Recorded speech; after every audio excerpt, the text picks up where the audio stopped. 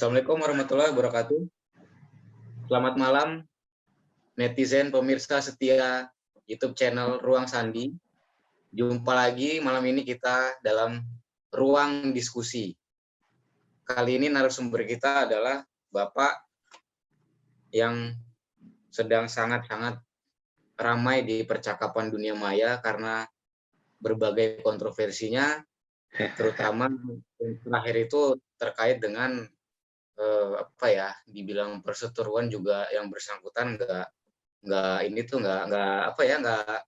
bikin seteru, cuman beliau sudah menjawab via surat. Tapi yang kita masuk kontroversi ini adalah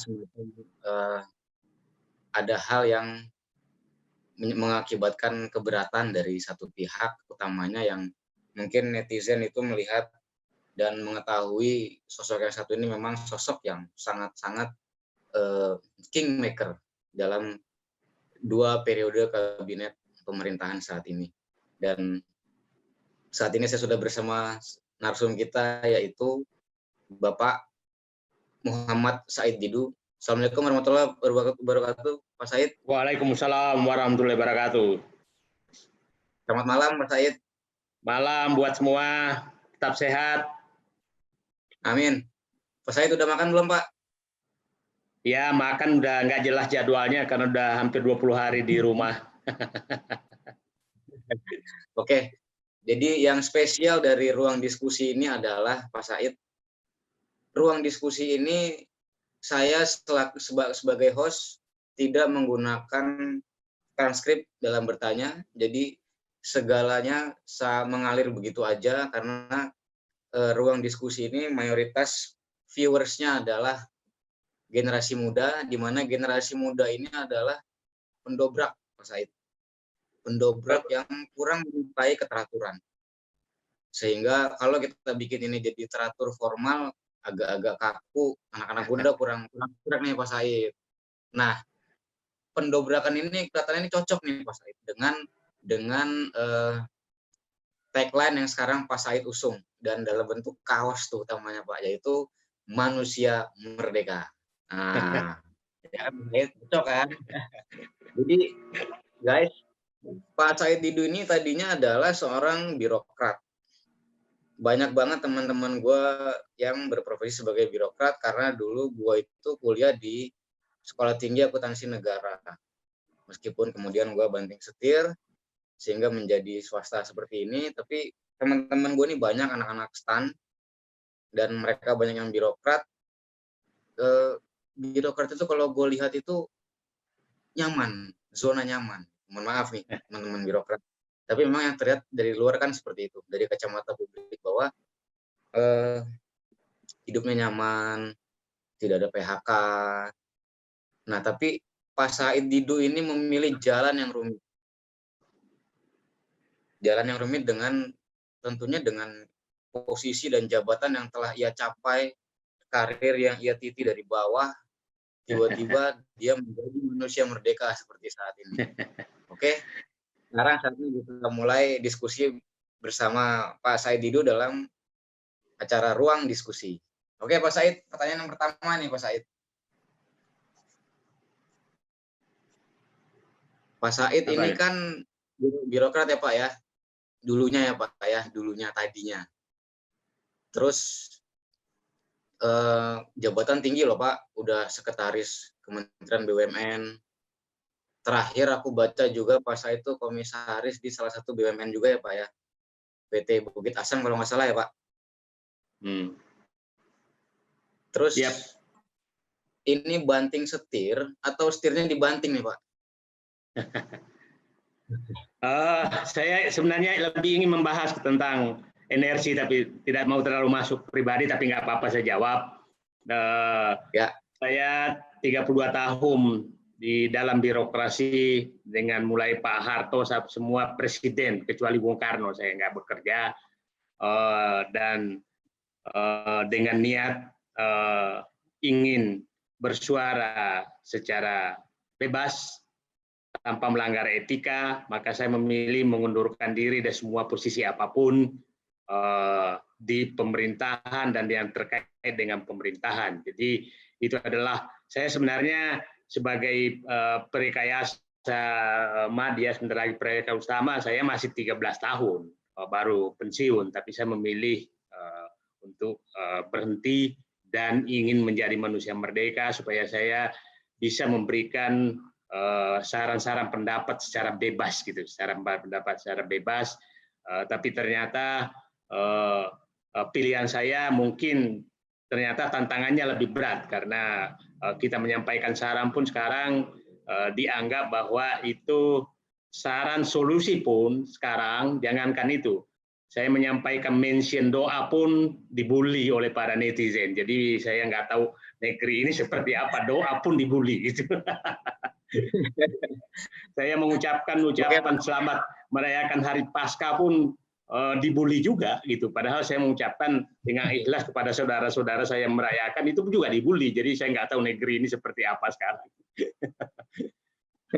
Oke Pak, aku sedikit membold tadi pernyataan Pak Said tentang menyampaikan pendapat sekarang, gitu Pak ya. Sementara Pak Said ini kan ada dari masa ke masa, dari masa ke masa kepemimpinan gitu Pak ya. Dan setauku dulu Pak Said juga vokal tuh Pak. Waktu eranya Presiden Susilo Bambang Yudhoyono, Pak Said ini juga udah menolak kalau komisaris itu BUMN itu diisi komisarisnya oleh politisi, katakan gitu ya Pak ya. Artinya itu kan Pak Said sudah vokal.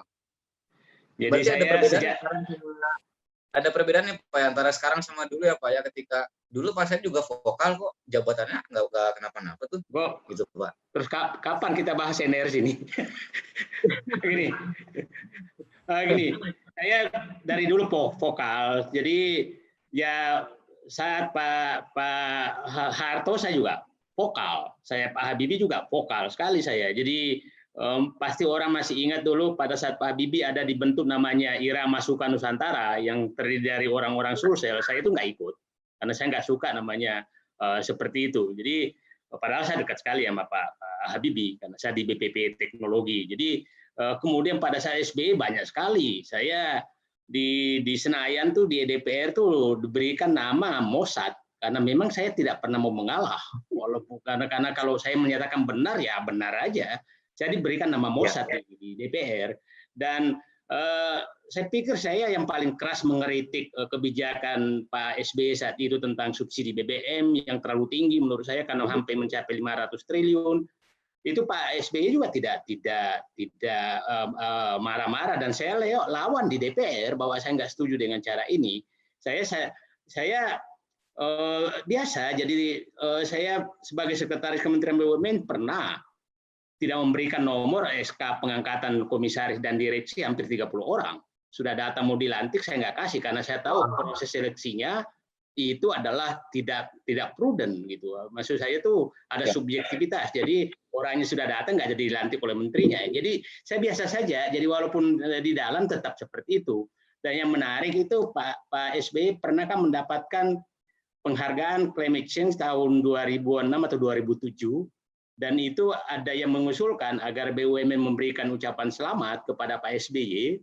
Saya tolak, nggak boleh. Saya bilang BUMN itu memberikan ucapan selamat ke Presiden. Tapi Pak SBY itu nggak memecat saya juga, gitu sampai. Padahal saya masih di dalam. Jadi memang saya biasa karakternya seperti itu. Jadi bukan seperti sekarang aja. Saya di dalam juga kalau nggak setuju saja. Oke, guys. Jadi Pak Said ini sebetulnya kalau gue pribadi melihatnya, beliau ini bukan politisi, tapi beliau ini orang yang memegang prinsip kebenaran. Jadi beliau itu berpegang pada value, sehingga dari masa ke masa benar dia katakan benar, salah dia katakan salah. Jadi Pak Said ini orangnya nggak bisa abu-abu. Pernah loh gue WA Pak Said tahun 2018, gue mau mengajukan dia sebagai narasumber sama Fahri Hamzah, dia nggak mau guys. Mungkin karena pada saat itu dia masih tidak bisa mengomentari isu-isu publik terlalu jauh kali ya. Jadi, tapi alhamdulillah sekarang beliau berkenan berbicara di channel kita. Nah, Pak Said, kita mulai masuk ke soal energi nih Pak Said. Mungkin Pak Said agak lega nih, pertanyaan udah mulai kayak energi nih. Ya jangan Pak Said ke pribadi terus, terlalu banyak. Nanti disangkanya saya mau sok gitu. Ya, Oke. betul Pak. Ini kan sekarang di Jakarta utamanya sudah berlaku pembatasan sosial berskala besar, Mas Ait, ya, PSBB. Dan kalau kita lihat PSBB ini hanya beda-beda istilah lah kurang lebihnya dengan yang terjadi juga di dunia, Mas Ait. Mungkin dunia mengatakan lockdown, kemudian juga kemarin sempat di Indonesia diwacanakan karantina wilayah, kemudian sekarang berganti menjadi PSBB. Nah, PSBB ini berdampak nih Pak Said, dunia maupun Indonesia, di mana produksi ini sekarang rendah Pak Said. Banyak sekali orang yang bekerja dari rumah, banyak orang bekerja dari rumah, juga banyak orang yang diberhentikan dari pekerjaannya Pak Said, sehingga angka produksi berkurang. Tentunya produksi yang berkurang berdampak juga terhadap penggunaan energi Pak Said. Baik itu bahan bakar minyak, baik itu batu bara dan lain-lainnya. Ini gimana Pak Said melihat mengenai anjloknya energi ini Pak Said? Jadi topik kita jelas di yang kita publikasikan adalah bagaimana ketahanan energi kita. Jadi itu kita harus bahas supaya kita tahu persis seperti apa. Jadi begini, dampak kenapa ketahanan energi perlu sekali kita bahas. Pertama adalah ini menyangkut kepentingan rakyat banyak. Yang kedua adalah ini menyangkut pertumbuhan ekonomi. Yang ketiga ini adalah menyangkut program fiskal. Yang keempat adalah bahwa ini adalah sangat terkait dengan kehidupan rakyat kecil. Nah, kita tahu bahwa ketahanan energi kita sangat rawan. Sangat rawan tuh begini. Minyak kita sekarang produksinya hanya sekitar 750.000 barel. Dan kebutuhan kita kalau normal kira-kira 1,6 juta barel. Baru kita mengimpor itu kira-kira 850.000 barel. Tapi sekarang perkiraan saya ini akan turun mungkin 30-40%, apalagi Jakarta ini di lockdown. Jakarta itu pengguna BBM itu hampir 40-50%.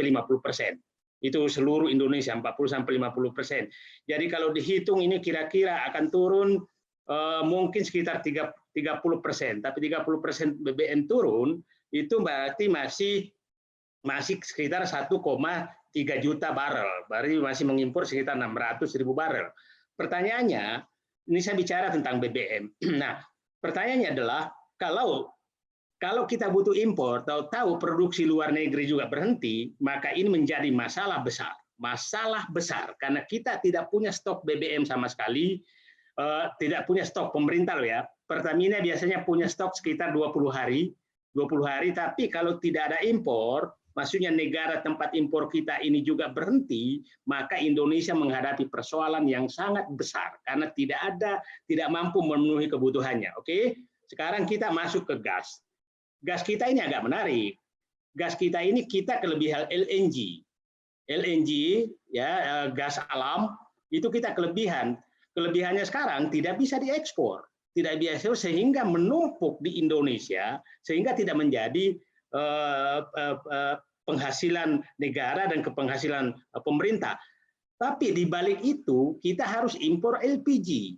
LPG itu ya gas LPG. Nah, kita harus mengimpor itu sekitar 7,5 juta, sekitar 5 juta metrik ton.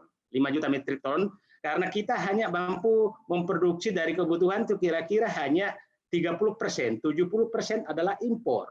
Nah, ini juga kalau negara asal LPG tidak memproduksi dan tidak mengimpor kita, maka kita juga menghadapi masalah besar di LPG. Nah, jadi gas itu aneh, kelebihan LNG, kekurangan LPG. Pasti orang bertanya, kenapa bisa? Karena LNG kita itu LNG kita tuh rantai panjang rata-rata. Gas alam kita, sementara LPG itu rantai pendek. Nah, rantai pendek itu biasanya diperoleh dari batu bara atau dari kilang minyak. Nah, itu berbeda. Nah, berbeda sumbernya. Sekarang kita masuk ke batu bara. Ya, batu bara kita, harga batu bara sekarang itu kira-kira masih bagus karena berbagai negara penghasil batu bara tidak menghasilkan batu bara. Nah, ini kita batu bara sekarang sekitar $65 per metrik ton. Nah, kita memproduksi batu bara itu 400 sampai 500 juta ton. per tahun. 400 sampai 500 juta ton per tahun, dan saya katakan yang dikuasai oleh BUMN di situ hanya sekitar 6%, 30.000 ton. Sisanya itu swasta semua. Nah, kita batu bara sebenarnya bisa menjadi sumber penghasilan negara saat ini karena harga batu bara masih bagus karena masih sekitar 60-an dolar per metrik ton. Problemnya adalah permintaan luar negeri sangat menurun terhadap batu bara. Jadi kemungkinan besar ini juga akan berkurang, ya harusnya mendapatkan duit tapi berkurang karena ekspor kita kan paling besar kan biasanya ke Cina, India, dan semua kena corona. Jadi ini juga akan menjadi problem besar, potensial mendapat sumber dana tapi nggak bisa karena nggak bisa ekspor. Nah, crude kita juga itu, crude kita juga ada masalah. Crude kita ada masalah karena bisa saja mereka tidak meminta impor crude karena ekspor crude kita bisa ekspor. Kenapa crude kita diekspor itu karena memang kilang-kilang kita itu banyak yang tidak cocok untuk mengolah crude yang ada yang kita hasilkan. Yang menarik adalah produksi crude kita itu hanya yang dimiliki Pertamina dari sekitar 750 barel per hari, itu Pertamina memproduksi hanya sekitar 40%, sisanya itu asing dan swasta. Kalau tadi batu bara saya katakan yang dikuasai BUMN itu hanya 30%, sementara 70% itu hanya 6%, 7% itu 90% lebih itu dikuasai oleh asing dan swasta. Nah, jadi itu gambaran energi kita. Jadi yang waspada sekali saya adalah kalau terjadi penghentian suplai BBM dari luar negeri, terutama BBM dan LPG, karena itu menjadi problem besar bagi Indonesia. Nah sekarang saya sih berharap duduk untuk melihat persoalan ini karena persoalan energi ini yang saya katakan tadi ada 4 hal tadi kan, itu sangat riskan. Jadi yang bagi rakyat yang kita harus waspadai adalah yang rakyat kecil kan adalah terutama hanya transportasi, kemudian BBM, kemudian listrik, LPG. 3 ini kan yang penting sekali bagi mereka. Listrik saya pikir tidak akan pernah ada masalah karena sebagian besar pembangkit kita sudah menggunakan batu bara. Cuma yang problem sekarang karena harga batu bara turun dan standarnya dolar, maka itu sangat sulit mengharapkan listrik turun harganya, sangat sulit mengharapkan. LPG sangat sulit juga mengharapkan, walaupun harga minyak dunia sekarang itu sekitar 25 dolar per barrel, yang 2 tahun lalu tuh masih di atas sekitar 60 dolar per barrel, jadi turunnya sudah sampai 60%. Tapi nilai kurs naik dari sekitar 13.600 ke 16.000 lebih. Jadi ini penyebabnya kira-kira. Jadi ketahanan energi kita. Jadi sekarang yang harus dipikirkan adalah bagaimana energi ini tidak menjadi beban rakyat kecil di bawah, menjadi perolehan pertumbuhan ekonomi dan juga perolehan fiskal. Itu yang harus ada di kepala pengambil kebijakan. Pengambil kebijakan harus menemukan rumusan seperti itu agar energi yang kita miliki ini, jadi umpamanya seperti gas tadi yang berlebih, lakukan lebih cepat agar LNG yang menumpuk. Saya tahu sekarang sudah menumpuk di berbagai tempat, itu sudah beberapa ratus kargo tidak bisa dijual LNG. LPG ini harus dicari jalan agar LPG mungkin akan turun penggunaannya sedikit karena hanya restoran dan hotel tutup, tapi kan masyarakat naik karena banyak di rumah, masak semua di rumah. Jadi LPG LPG kira-kira tidak akan turun terlalu banyak.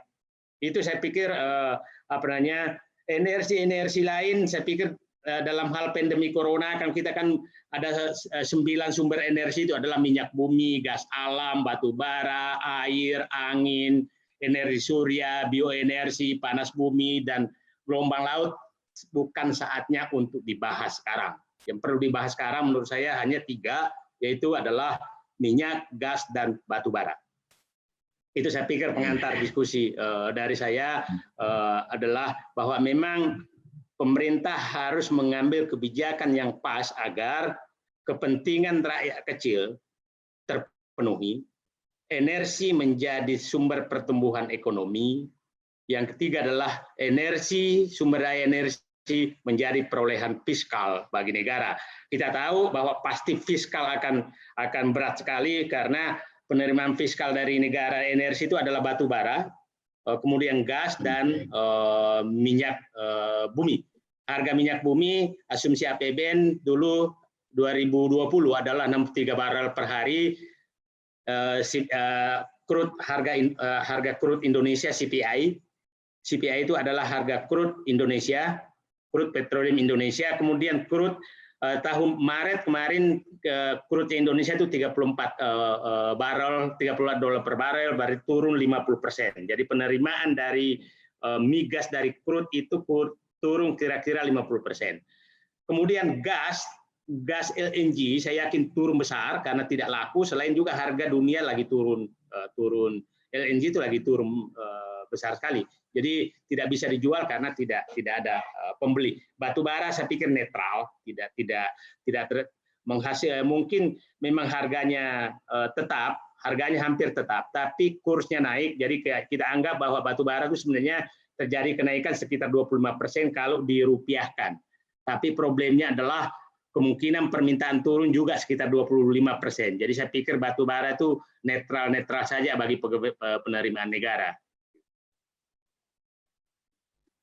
Pak Said, ini kan kalau kita satu-satu dari minyak misalnya Pak Said, di mana minyak dunia kan lagi anjlok ya Pak Said harganya. Yep. Sekalipun kemarin ada penguatan tipis, tapi kan tetap di bawah asumsi APBN kita nih Pak Said. Yep. Apalagi tadi Pak Said bilang stok minyak kita hanya untuk 20 hari ya Pak ya? Biasanya 20 hari, biasanya. Ini apakah dengan anjloknya harga ini, bukankah sebaiknya negara mengimpor sebanyak-banyaknya Pak? Iya betul, Karena itu kalau punya uang. Itu kalau punya uang. Dan yang problemnya kita juga tangki penampungan kita nggak ada. Dan begini, yang selalu menyimpan stok tuh stok pemerintah untuk minyak itu tidak ada. Yang menyimpan stok tuh Pertamina. Jadi bukan pemerintah. Di negara manapun stoknya itu milik pemerintah.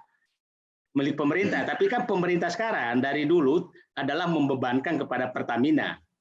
Nah, Pertamina ini yang menjadi beban untuk menyimpan stok. Jadi kalau mau membeli sekarang juga, itu Pertamina saya nggak yakin punya cash cukup untuk membeli gitu. Untuk membeli itu jadi saya nggak tahu. Tapi pemerintah juga tidak mungkin punya uang untuk membeli stok sekarang. Ya untuk menangani pandemi corona juga kan terpaksa menerbitkan pandemi namanya kan, surat utang untuk membiayai. Jadi ini pernyataan saya bahwa kelihatannya untuk ide menyimpan stok, menambah stok kelihatannya nggak memungkinkan karena kita kekurangan cash. Padahal harga lagi murah nih Pak ya. Tapi lagi murah. Tadi yang dipaparkan Pak Said, negara kelihatannya sangat sulit untuk membeli dalam jumlah banyak dalam waktu belakangan ini ya Pak ya. Kemudian kalau kita bahas sedikit ke ekonomi nih Pak nih, melihat postur APBN kita, itu Pak yang terakhir. Ini sebenarnya kita sanggup nggak sih Pak?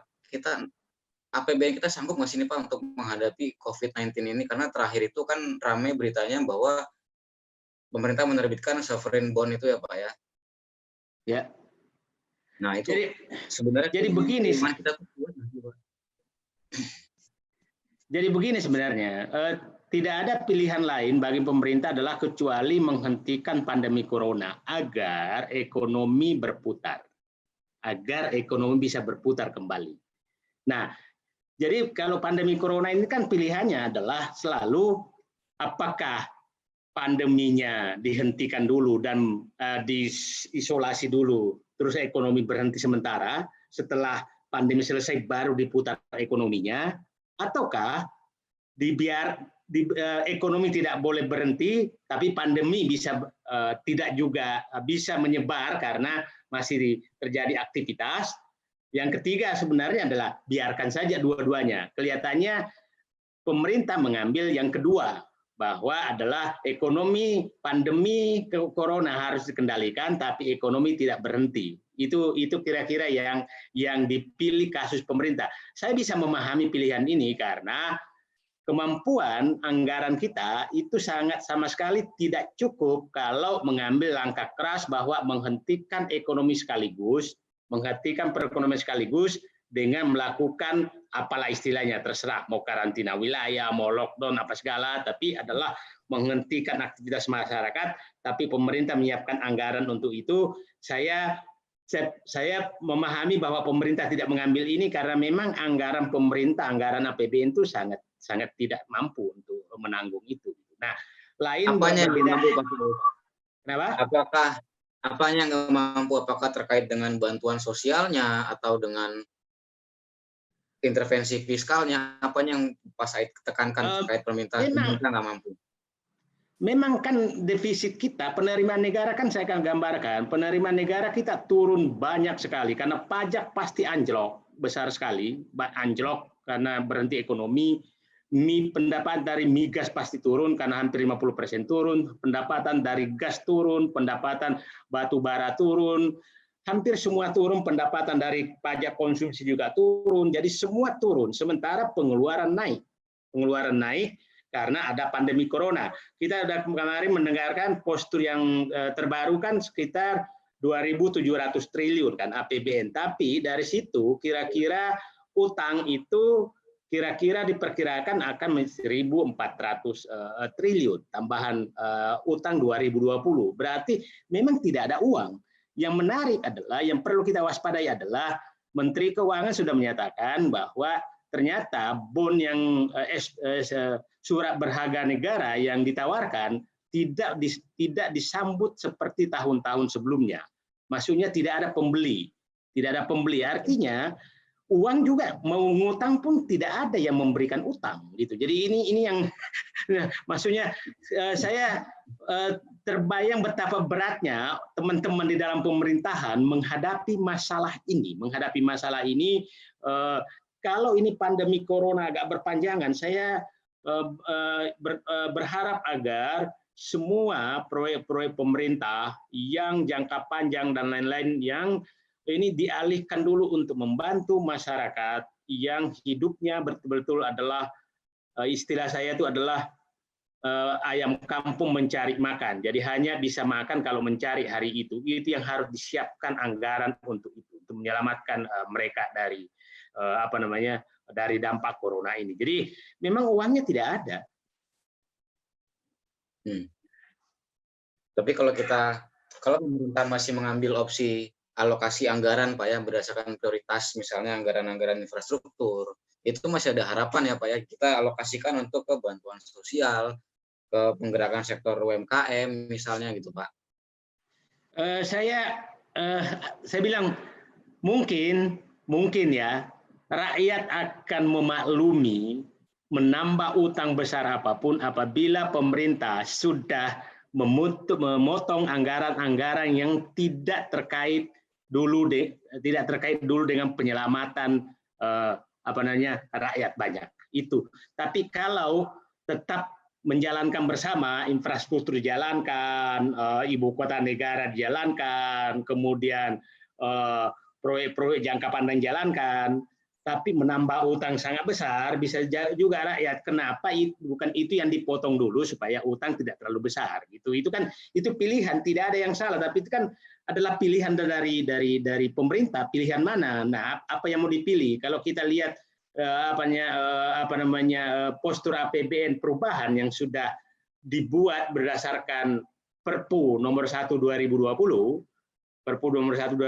yang ini, maka ini kelihatannya masih tetap bahwa proyek berdaya normal, tapi menaikkan jumlah utang, ya, jumlah utang yang awalnya jumlah utang menjadi tambahan tahun ini. Kalau dinaikkan tadi itu pikiran saya kemarin tuh bahwa tambahan utang hanya 850 triliun karena pidato Presiden di Bogor menyatakan bahwa defisit dibatasi 5,07% dari PDB. Kalau 5,07% berarti sekitar tambahan utang tahun 2020 adalah 850 triliun karena PDB kita sekitar 16.000 triliun. Nah, tapi ternyata dinaikkan, kan awalnya APBN kan hanya sekitar 2.400-2.500 triliun, kemudian diubah menjadi 2.700 triliun.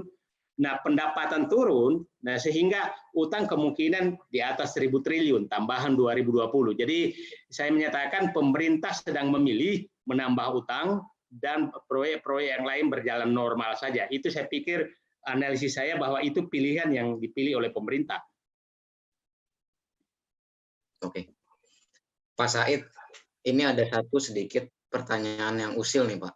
Nah, mengenai paket kebijakan pemerintah kemarin itu Pak ya, salah satunya untuk terkait dengan penanganan COVID ini dari sisi menjaga daya beli masyarakat Pak ya, di mana adanya penerapan tarif listrik gratis dan juga ada yang diskon untuk untuk yang 450 dan 900 ya Pak ya, kalau nggak salah. Tapi di media sosial itu banyak yang komplain juga Pak. Jadi kok tarif listrik gue naik sih bulan ini gitu. Padahal katanya kemarin digratiskan, dikasih diskon gitu. Nah, ini Pak Said bisa jelasin nggak sih Pak kepada netizen kita nih Pak yang sedang menyaksikan ini sebenarnya apa yang terjadi sih Pak? Kenapa ada yang bilang naik padahal pemerintah bilang udah turun, udah dikasih diskon gitu Pak?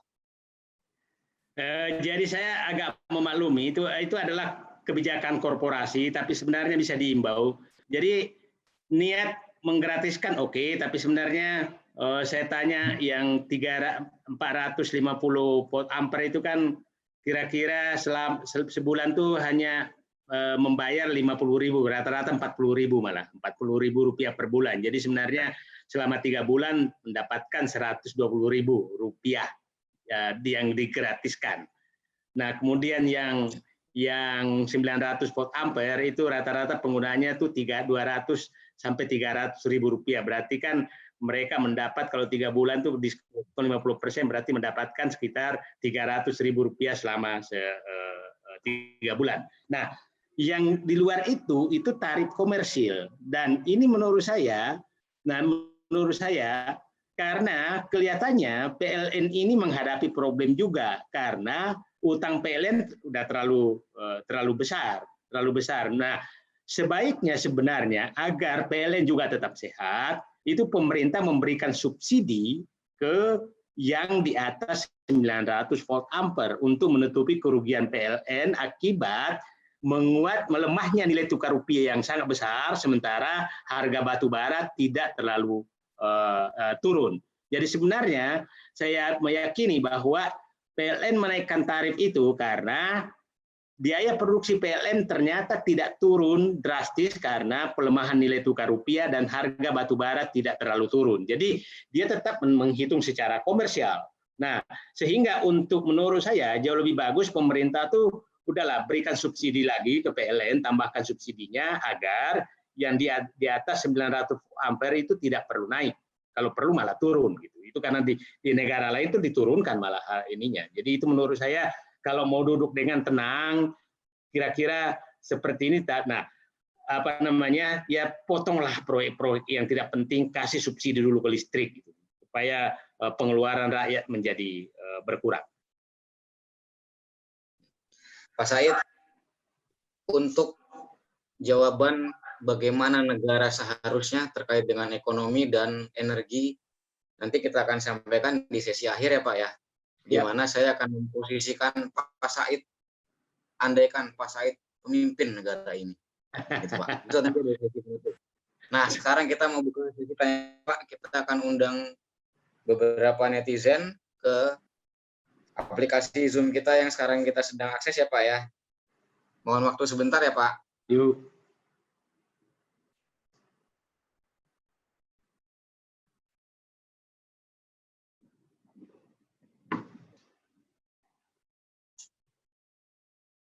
Kalau tutup dulu nggak mau ditaruh dulu. Itu biar besar. Tutupnya supaya ya di bawah. Ya, lama. dengan Mas Farudin.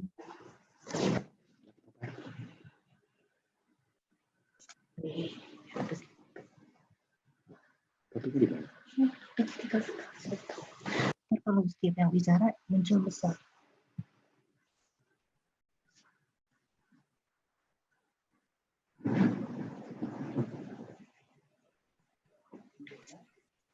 Oke. Halo. Ya, Assalamualaikum warahmatullahi wabarakatuh.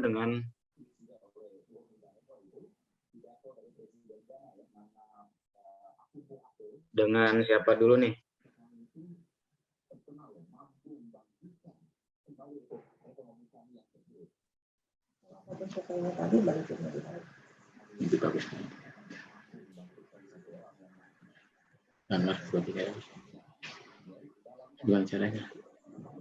Boleh dipersilakan kepada, wah kita ada tamu spesial nih katanya.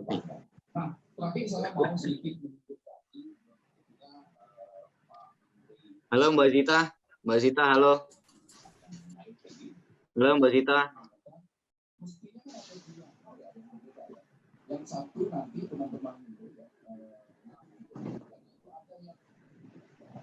Halo. Tapi barangkali langkah yang lain ini adalah memulangkan mereka kepada keluarga untuk misalnya memenuhi physical distancing. Nggak kedengar saya. Nggak kedengaran. Halo. Oke, Pak Said. Aku coba ini dulu ya Pak ya. Dari komentar YouTube. Ada pertanyaan nih Pak. Kementerian ESDM mengeluarkan kebijakan growth split atau bagi hasil untuk kontraktor migas. Apakah kebijakan tersebut menurut Pak Said Didu tepat atau justru merugikan kontraktor karena investor menjadi tidak tertarik? Saya pikir kebijakan itu kan sudah dikeluarkan 2020, 2017 seingat saya. 2017, 2000. Nah, tapi faktanya tidak ada investor yang masuk. Artinya kebijakan itu kelihatannya tidak menarik investor, tidak menarik investor. Jadi menurut saya ini harus dievaluasi kembali lagi. Kenapa sih investor tidak masuk ke Indonesia?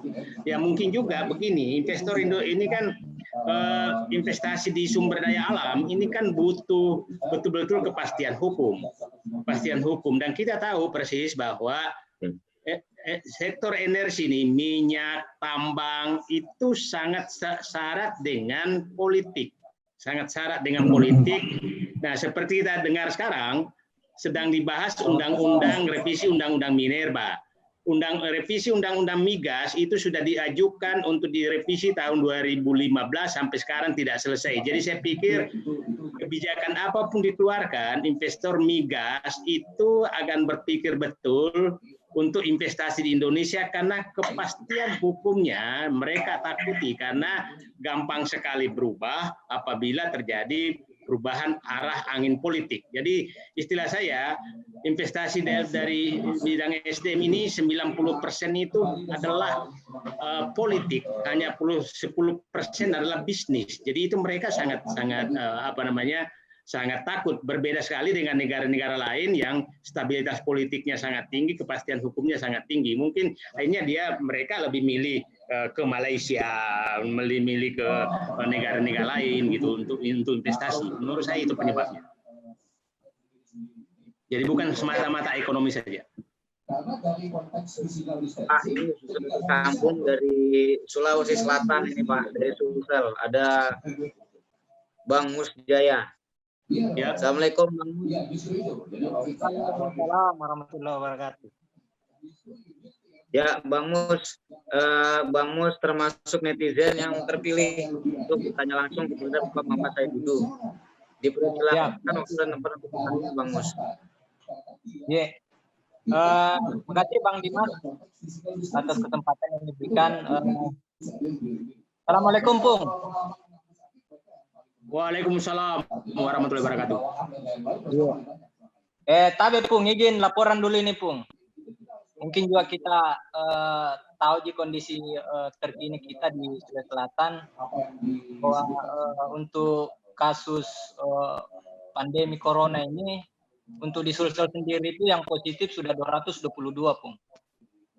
Yep. Kemudian terbesar itu kalau di Sulsel itu 154. Kemudian kalau di kampungnya ada 3 orang, Pung, di kampung tak di Pindrang. Iya, iya. Ya, yang positif. Dan yang menjadi kendala kita di sini Sulawesi Selatan itu ya mungkin tipikalnya kurang lebih sama dengan Pak Said Didu sendiri. Jadi ya sedikit ya kalau disuruh tinggal di rumah tidak mau tinggal di rumah, Puang. Ya, jadi agak melawan begitu. Kemudian yang menjadi kendala juga saya kira juga semua di seluruh Indonesia ini terkait dengan corona ini APD. Ya, jadi kalau pemerintahan kita sekarang ini di Sulsel ini hanya fokus ke rumah sakit rujukan. Nah, sementara saya punya teman itu punya puskesmas itu mengeluhkan bahwa tidak adanya APD, Pung. Ya, jadi nah sementara di puskesmas ini yang orang pertama datang ke sana untuk meriksa. Nah, di puskesmas ini kita tidak tahu. Nah, menurut teman ini mereka tidak tahu yang mana positif corona, yang mana yang tidak. Mereka datang periksa, mereka demam, mereka panas, mereka batuk dan tidak tidak menggunakan APD yang standar. Ini yang menjadi kendala kita, Pung. Itu cuma intermezzo saja, Pung. Kemudian saya sebagai anak muda Sulawesi Selatan, Pung, sangat bangga dengan Pak Said Didu ini karena memang ya kita tahu ya bahwa Bapak ini adalah seorang orang yang mempertahankan jati diri sebagai orang Sulsel yang berani mengkritisi pemerintah, mengatakan yang benar itu benar, mengatakan yang salah itu salah. Istilahnya Pak JK, taruh adat, taruh gaul. Nah, ini yang saya mau tanyakan mungkin sedikit usil ini, Puang, dan keluar dari konteks yang kita diskusikan. Bagaimana itu kasus itu, Puang? Saya pikir nggak usah ditanggapi. Saya nggak mau menanggapi. Yang lain aja. Oh iya, Puang. Kemudian selanjutnya nih, Puang, mungkin terkait dengan ada tadi pertanyaan di YouTube itu, apakah Pertamina ini bisa mencapai targetnya yang menargetkan bahwa dia akan memproduksi 1 juta barel. Ini gimana ini menurut kita, Puang? Faktanya sekarang Pertamina itu memproduksi 450-an ribu barel per hari. Saya tidak meyakini bahwa dia bisa mencapai 1 juta barel per hari. Saya tidak meyakini sama sekali karena itu butuh investasi yang sangat besar dan saya agak paham investasi tersebut Pertamina tidak punya kemampuan untuk mencapai itu. Tapi nggak tahu, mungkin 100 tahun kali atau 10 tahun atau 20 tahun kali baru tercapai. Jadi saya nggak punya keyakinan. Sekarang produksinya sekitar 450.000 barel.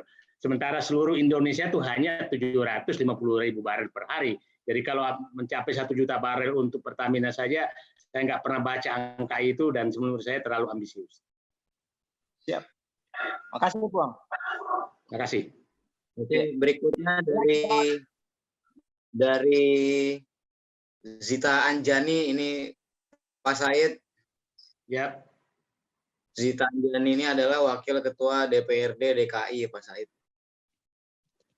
Ada pertanyaan yang saya bacakan, Pak Said ya, tentang ketahanan pangan dan ketahanan energi pada kebijakan stimulus 400 triliun yang dikeluarkan oleh pemerintah pusat. Kira-kira apakah cukup efektif di tengah wabah COVID-19 di Indonesia? Demikian pertanyaannya, Pak. Saya menyatakan bahwa itu sangat kecil gitu, sangat kecil kalau untuk menyelesaikan itu, apalagi mau masuk ketahanan energi dan ketahanan pangan.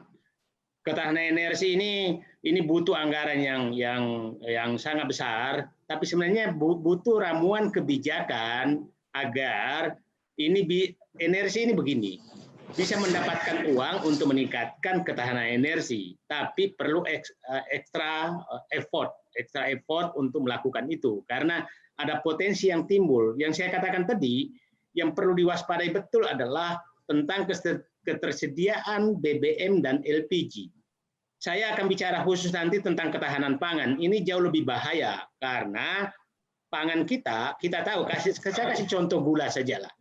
Gula kita itu kebutuhan kita kalau normal itu 7 juta ton per tahun. Kita hanya memproduksi sekitar 3 juta ton. Dan hampir seluruh dunia itu tidak mau mengekspor pangannya. Hampir seluruh dunia tidak mau mengekspor pangannya di tengah corona ini. Jadi saya agak was-was nih harga gula akan melonjak sangat tinggi karena memang tidak ada gula. Kita rencana impor, tidak ada yang mau mengekspor gulanya ke negara manapun karena dia pertahankan. Nah, kita harus antisipasi, mudah-mudahan panen rakyat ini cukup untuk memenuhi kebutuhan. Karena Vietnam, Thailand, India, itu saya was-was dia tidak akan mau mengekspor dulu berasnya. Karena belum tahu pandemi corona ini sampai kapan. Sampai kapan. Kita mau daging saja, Australia itu tidak mau mengekspor gula ke Indonesia, tidak mau mengekspor sapi ke Indonesia, karena dia takut sekali bahwa kebutuhan pangannya lebih parah. Jadi pangan ini jauh lebih riskan. Itu saya akan mau bahas khusus itu karena ini riskan sekali. Jadi menurut saya selain memikirkan dampak corona ini, pemerintah harus duduk melihat dua hal, yaitu ketahanan energi dan ketahanan pangan. Ketahanan pangan ini sangat serius karena kalau ketahanan pangan terganggu, maka menurut saya coba itu kalau orang masih kehabisan minyak goreng itu nggak terlalu penting, tapi kehabisan beras itu sangat masalah bagi rakyat. Dan kita tahu bahwa Bulog itu kan kira-kira stoknya hanya sekitar 2 juta ton. 2 juta ton begini, itu kan konsumsi per kapita, kira-kira tuh kita mengkonsumsi beras tuh kira-kira 36 juta ton per tahun, sekitar 36 juta ton per tahun. Berarti per bulan itu berarti kan sekitar berapa itu? 1,8. 1,8 juta ton. Kalau hanya 2 juta ton stoknya Bulog, berarti kan hanya konsumsi sebulan. Konsumsi sebulan. Jadi kita harus waspada benar dengan pangan ini. Jadi menurut saya ini adalah saya sih berharap bahwa siapapun di dalam pemerintahan, saya lama sekali dalam pemerintahan, ini saya katakan ini sangat berat pemerintahan 2020 ini. Jadi tapi sekarang kalau kita mau mengusulkan suatu pembicaraan seperti ini saja, kan seakan-akan anti pemerintah. Ingatkan ada masalah loh, tolong dipikirkan.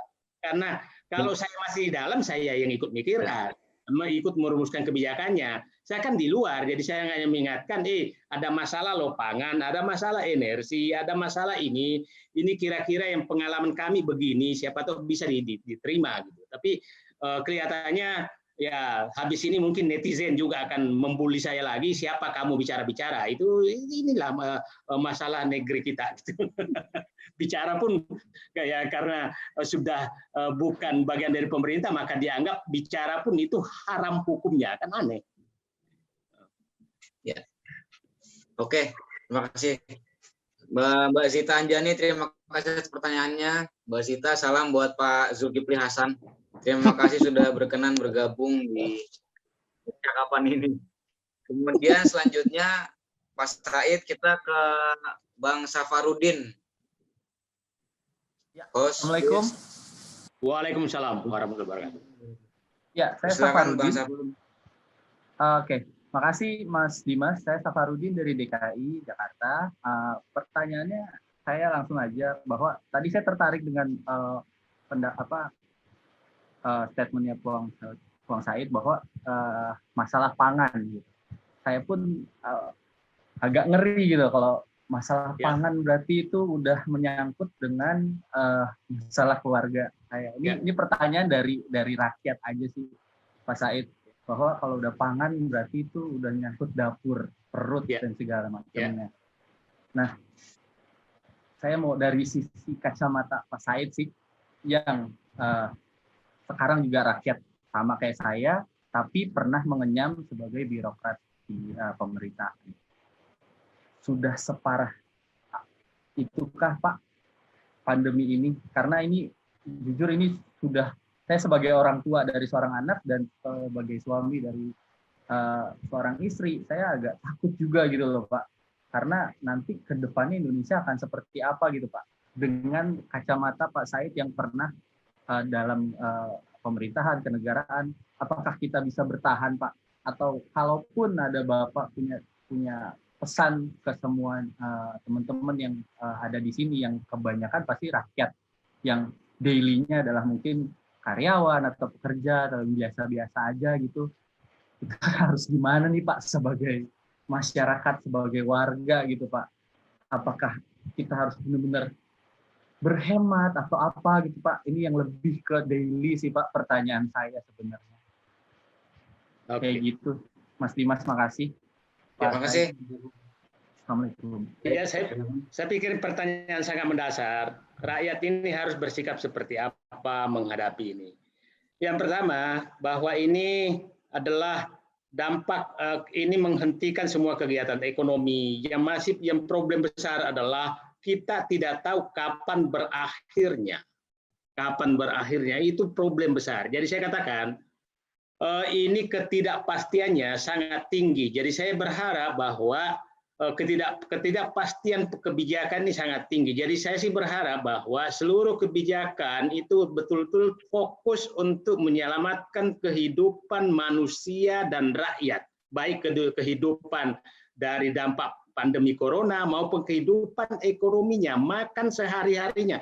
Lupakan dulu semua yang lain. Itu menurut saya, kalau bangsa ini masih selamat dan sebagian penduduknya masih selamat, insya Allah ekonomi masih bisa kita kejar. Ekonomi masih kita bisa kejar. Kita sumber daya alam kita masih cukup. Kita untuk menghasilkan pangan insya Allah masih bisa gitu. Yang paling kita waspadai adalah terjadinya bahwa masyarakat terjadi gejolak sosial karena kehabisan pangan. Itu yang jadi masalah besar. Jadi saya sih sangat berharap bahwa lupakan dulu semua yang lain, siapkan kebutuhan dasar manusia, rakyat, kebutuhan rakyat untuk pangan.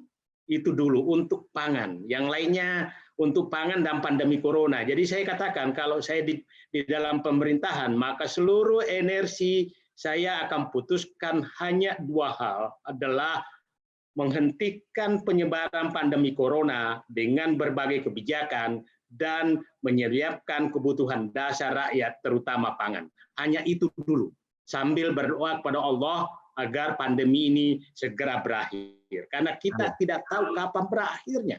Karena kita sudah dapat informasi bahwa di Cina pun yang sudah berhenti kembali terkena dengan mutasi baru daripada corona. Jadi saya katakan tadi, ya Allah, hanya Allah yang bisa menyelamatkan kami semua. Itu tidak ada jalan lain, berdoa, tapi saya katakan jangan sampai banyak yang meninggal karena corona, tapi karena kesalahan kebijakan kita tidak menyiapkan pangan yang cukup, banyak juga meninggal karena kelaparan. Itu menurut saya yang harus diperhatikan. Jadi kalau saya ditanya, saya di dalam apa yang harus dilakukan pemerintah adalah dua saja, hentikan pandemi corona, siapkan kebutuhan dasar manusia, yang lain abaikan dulu. Bagi rakyat saya hanya menyatakan sekarang mari bersatu, saling membagi, saling mengurangi beban tetangga, teman, apa segala. Karena Anda tahu sekarang tidak ada lagi gunanya tas merek Hermes di lemari itu yang harganya 100 jutaan, mobil berbagai merek, tidak ada gunanya setelah Anda tidak boleh keluar dari rumah. Saatnya berbagi kepada seluruh masyarakat agar beban mereka berkurang. Kepada masyarakat yang betul-betul hidupnya sangat berat, saya pikir adalah saatnya untuk berkomunikasi baik dengan seluruh tetangga dengan lain, dan sangat berbeda kalau DKI itu adalah Pemdanya, uangnya cukup banyak. Tadi ada yang menyatakan bagaimana APD di Sulsel yang lain. Daerah sekarang menghadapi persoalan besar karena rata-rata mereka APBD-nya itu bersumber dari APBN sebagian besar. Berbeda sekali dengan Pemda DKI. Memang surplusnya malah menyumbang ke pemerintah pusat sehingga masih bisa membagi-bagi kepada rakyatnya. Pemda-pemda lain berat sekali, jadi jangankan membeli APD sekarang, karena transfer, saya paham, transfer ke daerah pun sekarang pasti mandek karena tidak ada uang dari pusat. Jadi menurut saya daerah-daerah sekarang juga sangat berat. Jadi menurut saya sekarang memang solidaritas sosial yang harus dibangun. Dan saya berharap semua pihak, para buzzer, para apa, ini hentikan dulu semua. Mari bersatu untuk menyelamatkan rakyat dan negara. Oke, Mas Said, teman-teman yang sudah bergabung di Zoom, terima kasih atas partisipasinya. Pak Said, kita kembali ke 2 pertanyaan lagi yang ada di YouTube, boleh ya Pak Said? Boleh. Oke, Pak Said, ini pertanyaan yang sederhana, ini kelihatannya ini pengusaha atau ibu rumah tangga nih katanya Pak. Pak, mau nanya dong, harga minyak dunia sedang turun harganya. Kenapa di Indonesia belum turun juga? Nah, jadi saya juga heran. Kalau kita hitung secara objektif saja, saya paham bagaimana formula harga minyak. Harga minyak kan yang disubsidi itu hanya premium, minyak tanah, dan solar. Yang disubsidi oleh pemerintah dan gas adalah LPG 3 kilo. Nah, ini kan yang lainnya, dan mencari premium sekarang kan susah. Jadi sebenarnya enggak. Nah, menurut saya juga heran kenapa ini belum diturunkan. Kita hitung saja begini. Harga itu sudah turun dari $60 per barel ke sekarang sekitar $30. Berarti kan sudah 50% turunnya kan? Sudah 50% turun harganya sejak 1,5 bulan lalu. Oke? Tapi kurs rupiah itu melemah sekitar 20%. Jadi kalau dipikir 15-20%. Jadi sebenarnya Pertamina sudah bisa ruang untuk menurunkan BBM itu adalah sekitar 35%. Karena harga impornya pasti turun. Jadi saya sih berharap pemerintah melalui Menteri SDM, Menteri BUMN, kalau dia menurunkan BBM itu kan membantu rakyat untuk mengurangi pengeluaran, membantu rakyat untuk mengeluari biaya logistik, membantu tukang ojol untuk mengurangi pengeluarannya. Nah, saya tidak paham sama sekali kenapa pemerintah tidak menurunkan BBM. Saya tidak paham sama sekali sampai sekarang. Karena dulu waktu saya masih dalam itu tiap 3 bulan loh, kadang turun, kadang naik kan. Dan itu masih berlaku, tapi sekarang ini dibiarkan saja tuh dibiarkan saja harga sudah turun sangat jauh tapi nggak diturunkan harga BBM. Saya tidak paham, tapi logika saya menyatakan ini menurut saya sudah bisa turun 30-35% dari harga BBM sekarang. Oke, makasih Pak Said. Pak Said, ini ada satu terakhir dari peserta kita di Zoom, Mas Titowi dari Sukabumi. Mas Titowi, silakan untuk langsung bertanya ke Pak Said Didu. Assalamualaikum, Pak Said Didu. Waalaikumsalam warahmatullahi wabarakatuh. Kenalkan Pak, saya penggiat desa di Sukabumi, Pak. Ya. Selain juga sebagai penamping desa gitu, Pak. Jadi saya mau nanya ini, Pak, ada kegagapan istilahnya kegagapan birokrasi ya Pak dalam penanganan COVID. Penanganan COVID itu. Kalau dilihat dari suratnya itu kan ada urutannya Pak ya. Kalau birokrasi, ada surat edaran dari kementerian, Mendagri, lalu ke gubernur, lalu ke bupati ya Pak ya, atau wali kota. Untuk penanganan COVID di desa gitu Pak istilahnya. Nah ternyata di sini tuh surat itu dimulai justru dari surat Kemendes itu tanggal 24 Maret surat edarannya. 24 Maret lalu disambut oleh surat Bupati tanggal 27 Maret. Tapi yang terjadi di lapangan begini Pak, birokrasinya. Jadi kalau juknisnya kan jadi berat ya buat desa ya Pak ya. Ya. Di sini tuh kalau terlihat itu dimulai dari urutannya malah dari bawah. Jadi ada surat Bupati Sukabumi tanggal 27 Maret edaran. Lalu disambut dengan surat Gubernur tanggal 30 Maret. Lalu Kemendagri tanggal 2 April, Pak. Jadi di sini aneh gitu kalau saya lihat sih. Jadi kayak gagap gitu, Pak. Harusnya kan dari atas ke bawah, tapi ini dari bawah ke atas. Gimana deh, Pak? Jadi pertanyaannya lebih kepada politik pemerintahan dalam negeri mungkin ya Pak. Oke, jadi saya pikir tidak terlalu heran karena antar menteri juga di atas hari ini bilang A, besok bilang B, menteri A bilang A, besok bilang menteri lain bilang B. Jadi menurut saya ini memang sangat dibutuhkan suatu konsistensi agar langkahnya sama dalam menghadapi ini. Jadi saya tidak terlalu heran yang terjadi apalagi dari atas ke bawah, dari bawah ke atas. Ini dari samping dari samping saja kadang-kadang berbeda-beda. Jadi ya menurut saya sih berharap benar-benar pemerintah walaupun saya pahami berat sekali menghadapi, tapi saya berharap firm dalam mengambil keputusan, firm, jangan berubah-berubah. Firm dalam mengambil keputusan, tapi memang mengambil keputusan itu adalah memang dibutuhkan masukan yang sangat objektif.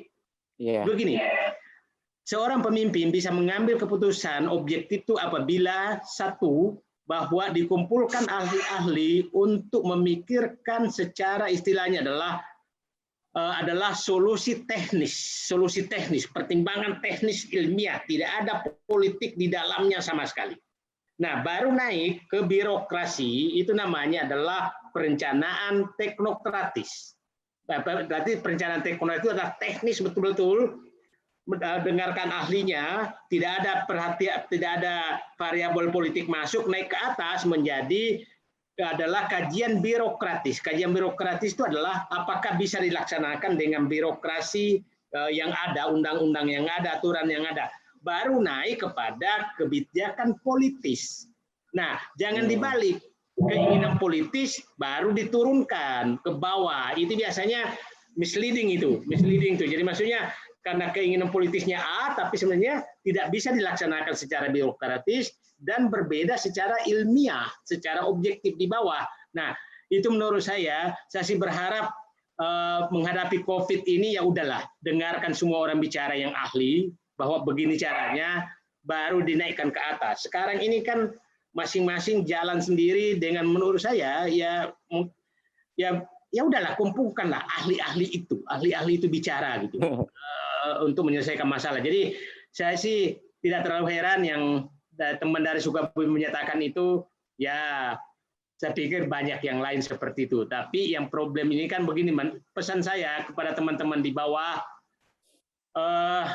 mari pikirkan dulu secara mandiri, menyelamatkan diri dan kelompok di masing-masing. Jangan terlalu menunggu kebijakan. Karena kebijakan sekarang kelihatannya bisa kebijakan hari ini A, besok B, dan lain-lain. Jadi saya sih berharap kemandirian kelompok di rakyat itu yang paling penting dulu deh. Jangan nggak usah terlalu terlalu menunggu kebijakan. Yang penting adalah teman-teman di Sukabumi siapkan pangan yang cukup, kemudian jangan terlalu betul-betul mengisolasi diri, betul-betul ya tadi saya melihat masih pakai masker walaupun mungkin sendirian gitu. Jadi itu dulu yang kita lakukan. Jadi ya perlu mendengarkan kebijakan ini juga tidak terlalu dampaknya tidak terlalu besar. Kita mendengarkan, tadi saya kasih contoh karena keuangan negara sangat tipis, jadi ada pun kebijakan kelihatannya dampaknya tidak terlalu besar. saya kasih contoh, membagikan Rp600.000 per bulan ke rakyat miskin, saya pikir nggak terlalu besar. Jadi saya pikir intinya adalah selamatkan diri masing-masing dan keluarga. Istilah sekarang adalah jaga pekarangan masing-masing dulu deh. Ya baik Pak. Jadi memang kalau kebijakan desa sendiri dia punya kewenangan sendiri ya Pak. Karena Ya, desa itu punya kewenangan sesuai Undang-Undang Nomor. Ya dijalankan aja, melindungi warganya. Yang Karena penting ya, ya, Pak, pusat. jadi dari birokrasi sendiri sekitar 30 Jadi dari birokrasi sendiri sekitar 30% dari dana desa dari dana desa 72 triliun itu dipergunakan untuk penanganan COVID di desa, Pak. Sebetulnya. Oke. Jadi sekitar 30%, Pak. Jadi beban penanganan COVID itu lebih banyak di desa sebetulnya kalau dihitungnya secara ini. Saya pikir bagus saja. Ya. Saya pikir oke itu. Oke, terima kasih Kang Tito dari Sukabumi. Pak Said, pertanyaan lagi dari netizen di YouTube. Boleh Pak Said? Boleh. Ini dari Belanda Pak Said. Akmal, tinggal di Belanda. Indonesia cepat atau lambat harus memiliki kilang baru dan meremajakan kilang-kilang minyaknya. Memang sudah ada program RDMP dan GRR oleh Pertamina. Namun rasa-rasanya belum optimal dan berjalan lambat. Faktor apa saja sih yang mempengaruhi dan bagaimana seharusnya percepatan? Saya hampir 10 tahun menangani hal itu. Semua biasanya kabinet baru pasti punya rencana, tahu-tahu dibelokkan di jalan nggak jadi lagi. Intinya adalah ada pihak yang tidak menginginkan Indonesia mandiri secara energi.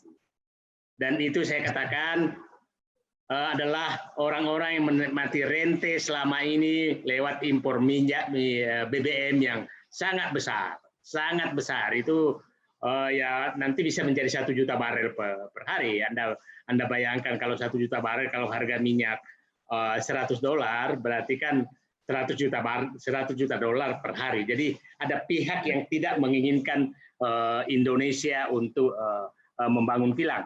Kita masih ingat dulu sebenarnya awal pemerintahan Jokowi kan sudah menginginkan bahwa membangun kilang kerjasama dengan Aramco. Dan sudah hampir final, tahu-tahu dipindahkan kerjasama dengan Rusia, Rosneft. Akhirnya Arab Saudi kecewa kan? Kecewa karena dipotong demikian rupa saja, tidak ada babi bu, tahu-tahu dipindahkan ke Rusia. Akhirnya apa yang terjadi? Aramco membangun kilang di Malaysia, bukan di Indonesia. Jadi kemungkinan besar Aramco itu akan pasarnya Indonesia. Malaysia kan tidak terlalu besar gitu kan. Nah, jadi menurut saya ini memang ada pihak-pihak yang tidak menginginkan Indonesia. Saya dari dulu selalu begitu, hanya awal pemerintah bahwa kami akan bangun kilang, tapi nanti ada lobby tertentu akhirnya tidak jadi lagi. Jadi ya saya sih berharap suatu saat muncul pemerintahan yang benar-benar berani melawan mafia migas agar kilang terbangun. Hanya itu caranya. Kalau perhitungan ekonominya sih ya kita konsumsinya besar sekali, 1,6 juta barel. Singapura tuh hanya penduduknya 3,6 juta, itu produksinya tuh hampir 800-an ribu barel itu di sana. Jadi nah sementara kita punya minyak, punya konsumen, punya pasar, tapi kita tidak berdaya untuk membangun kilang. Nah, tidak berdaya ini karena saya yakin lobby-nya itu jauh lebih kuat daripada hitungan-hitungan bisnis yang ada. Jadi dari Belanda saya pikir ya Anda sudah paham. Jadi saya hanya berharap bahwa kita kan terakhir bangun kilang tuh seingat saya 72 ya. 82 atau 72 lupa saya. Itu terakhir kita bangun kilang. Nah setelah itu nggak pernah lagi bangun kilang dengan berbagai alasan. Jadi itu menurut saya menyatakan tidak terbangunnya kilang minyak di Indonesia karena ada pelobi yang kuat agar Indonesia tetap mengimpor BBM sampai kapan. Itu saja. Jadi untuk bisa membangun kilang di Indonesia maka dibutuhkan pemimpin yang betul-betul berani melawan mafia migas agar membangun kilang. Tapi bukan di mulut, di tindakan. Karena semua pemimpin menyatakan saya akan menghadapi mafia migas, tapi faktanya tidak demikian ditindakan. Oke, Pak Said, terakhir dari netizen di YouTube, Pak. Mau tanya pendapat Pak Said Didu tentang efektivitas anak-anak usaha BUMN, khususnya bidang energi, serta dampak positif holding BUMN migas yang menjadikan Pertamina sebagai induknya. Jadi sebenarnya, ya memang sebenarnya kalau ini Pertamina itu sudah holding, itu Pertamina sudah holding. Sebenarnya anak-anak perusahaan Pertamina itu justru sumber penghasilan untung yang di core bisnis, oke? Yang di core bisnis hampir sebagian besar, mungkin di atas 50% laba Pertamina itu dari Pertamina EP yang di hulu. Ya. Kemudian laba terbesar adalah di lubrikan, itu besar sekali yang memproduksi. Jadi yang anak-anak perusahaan yang menurut saya anak perusahaan yang lain itu yang harus dievaluasi, karena sebenarnya anak perusahaan itu jauh lebih lincah, tidak salah, tapi yang harus dievaluasi adalah anak perusahaan yang tidak terlalu terkait dengan kegiatan induknya. Jadi sebenarnya kalau kita pikir di direksi Pertamina itu nggak perlu banyak-banyak, karena semua dibagi ke anak perusahaan. Tidak perlu lagi, karena Pertamina EP, Pertamina Hilir, Pertamina itu semua pekerjaan sudah dibagi habis.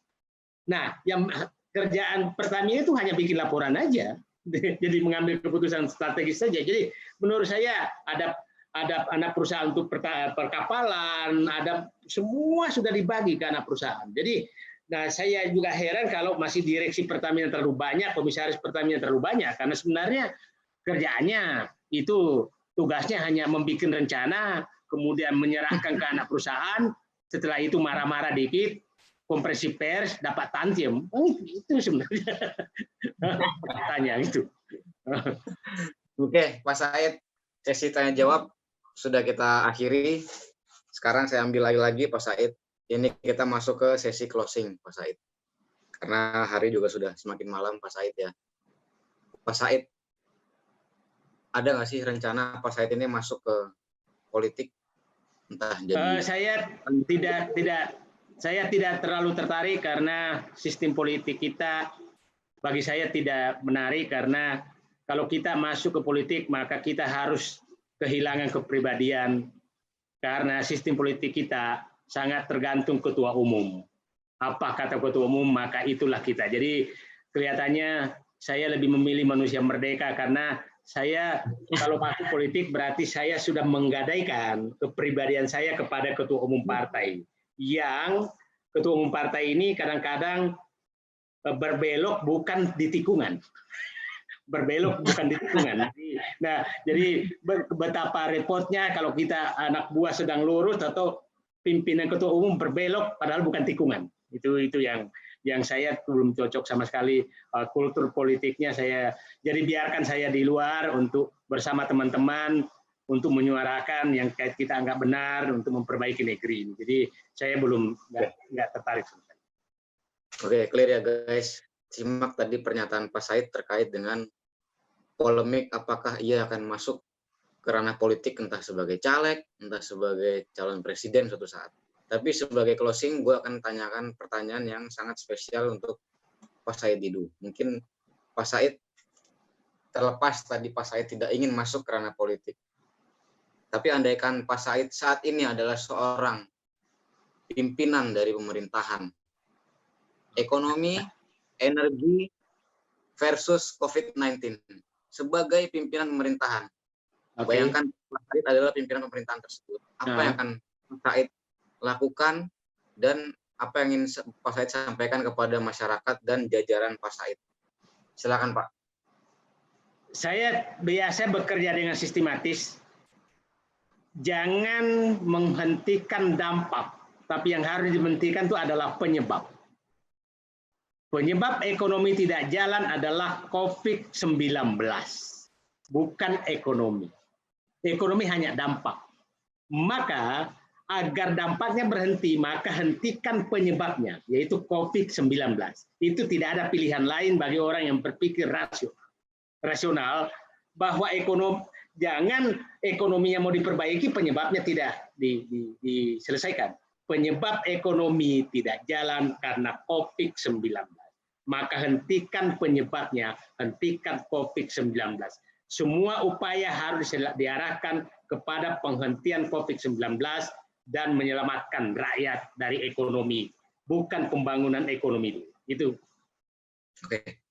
Terima kasih Pak Said atas waktunya dan kesediaannya sudah bergabung di channel kami, sudah mengisi di channel kami. Pak Said ini sungguh ini adalah amal bakti Pak Said terhadap bangsa dan negara ini, bahwa Pak Said sudah mencerahkan kepada anak-anak muda mengenai energi ekonomi di tengah pandemi COVID-19. Terima kasih sebesar-besarnya Pak Said. Atas nama channel YouTube Ruang Sandi, saya mengucapkan terima kasih. Kemudian izinkan saya menutup sebentar, Pak Said, boleh? Boleh. Saya terima kasih karena kita tidak tahu umur kita seperti apa. Ini semua hampir tiap hari teman-teman saya laporan meninggal karena COVID Corona, maka istilah saya lah, mari kita nyalakan suluh kebenaran di berbagai tempat agar negeri ini tetap selamat. Dan saya bekerja untuk para anak muda.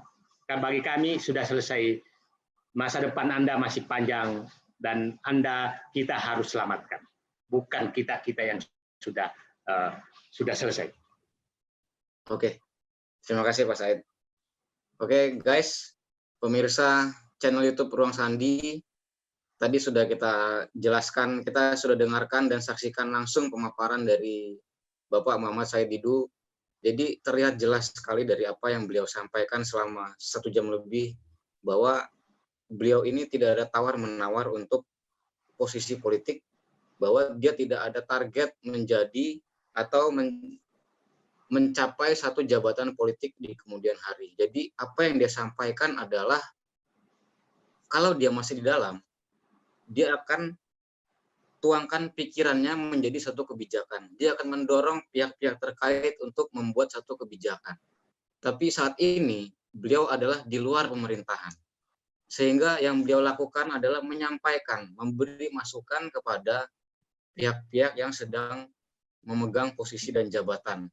Jadi yang beliau lakukan saat ini adalah bukan bertindak sebagai oposisi, tapi lebih kepada memberi masukan. Best practice bagaimana seharusnya mengelola negara ini di bidang energi, migas, dan lainnya yang berkaitan dengan pengetahuan dan pengalaman yang ia miliki.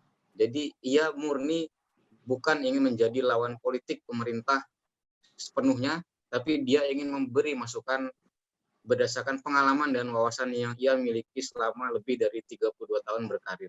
Kira-kira itu saja. Kita akhiri ruang diskusi malam hari ini. Sekali lagi terima kasih Pak Said Didu. Semoga ini bukan sharing Pak Said Didu yang terakhir kali kepada anak-anak muda ya Pak Said. Nanti next topic, another topic, boleh ya Pak Said? Oke. Terima kasih Pak Said. Assalamualaikum warahmatullahi wabarakatuh. Terima kasih channel YouTube Ruang Sandi. Jangan lupa subscribe Ruang Sandi.